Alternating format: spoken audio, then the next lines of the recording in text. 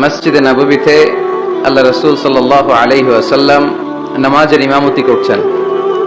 আল্লাহু আকবার বলে সালাত শুরু করলেন, রুকু করলেন, রুকু থেকে মাথা তুলে আল্লাহ রাসূল সাল্লাল্লাহু আলাইহি ওয়াসাল্লাম বললেন সামি আল্লাহু লিমান হামিদা। পেছনে থাকা সাহাবারা মুসল্লিরা পড়ে উঠল রব্বানা ওয়ালাকাল হামদ। ফিসফিস করে এক সাহাবী বললেন হামদান কাসীরান তাইয়িবান মুবারাকান ফি। উনি ছাড়া এটা কেউ পড়ে নাই, শুধু উনিই পড়লেন। সালাত শেষে আল্লাহ রাসূল সাল্লাল্লাহু আলাইহি ওয়াসাল্লাম জিজ্ঞেস করলেন, আমি যখন সামি আল্লাহু লিমান হামিদা বলে মাথা তুলেছি, সব সাহাবারা পড়েছে রব্বানা ওয়ালাকাল হামদ।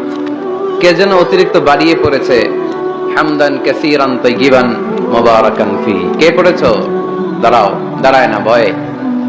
আল্লাহ রাসূল সাল্লাল্লাহু আলাইহি ওয়াসাল্লাম অভয় দিলেন। তারপর সে সাহাবী হাত তুললেন, বললেন ইয়া রাসূলুল্লাহ, এই অতিরিক্ত 4টা তাসবিহ আমি পড়েছি। আল্লাহ রাসূল সাল্লাল্লাহু আলাইহি ওয়াসাল্লাম বললেন, কেন পড়েছো? আমি তো শিখাই নাই, কই পেলে? সাহাবী বলল, ইয়া রাসূলুল্লাহ, আল্লাহর তাসবিহ আমার কম পড়তে ভালো লাগে না, আমার পড়তে মনে চাই বেশি বেশি। তাই নিজ থেকে এটা বানিয়ে, যেহেতু চমৎকার অর্থবোধক, অর্থ সুন্দর, আমি নিজ থেকে বানিয়ে পড়েছি। আল্লাহ রাসূল সাল্লাল্লাহু আলাইহি ওয়াসাল্লাম বললেন, ভয় নেই, তোমরা দেখোনি আমি দেখেছি। সালাতরত অবস্থায় আল্লাহ রাসূল ইরশাদ করলেন, বিদআতাও ওয়া 30 মালায়েকা, 30-এরও অধিক ফেরেশতাকে আমি দেখেছি। ইয়াবতাদিরুনাহা আইয়ুহুম ইয়াকতুবু আউওয়ালা, কে কার আগে তোমার এই অতিরিক্ত 4টা তাসবিহর সওয়াবটা আল্লাহর আরশে পৌঁছে দিবে, এ নিয়ে আকাশে ফেরেশতারা প্রতিযোগিতা করছিল। এজন্য আল্লাহর প্রশংসাকে আমরা কম কম করব না বেশি বেশি? আল্লাহর নেয়ামতের শুকরিয়া আদায় করে শেষ করা যাবে? ওয়া ইন তাউদ্দু নি'মাতাল্লাহি লা তুহসুহা, তোমরা যদি গুনতে শুরু করে দাও যে আল্লাহ কত নেয়ামত দিয়েছে, গুণে শেষ করা যাবে না। এজন্য সব সময় প্রশংসা করতে হবে একজন সত্তার, তিনি কে?